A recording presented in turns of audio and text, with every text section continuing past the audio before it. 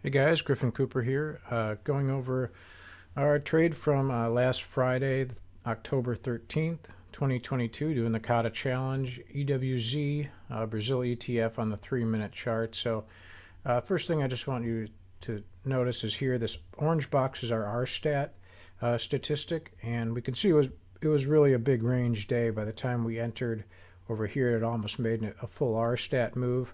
The market was up significantly as well. Brazil was up.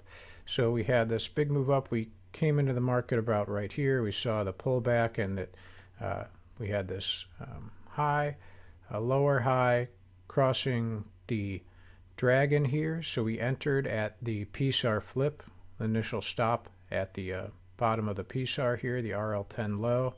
And sometimes they're pretty easy, and just trailed this up. Got over 3R, and then when it started to pull back here into the dragon, we exited when it crossed RL10, crossed the baby dragon here. Didn't want to give up more than 1R after we were already over 3R in hand. So one trade and done, 2.73R.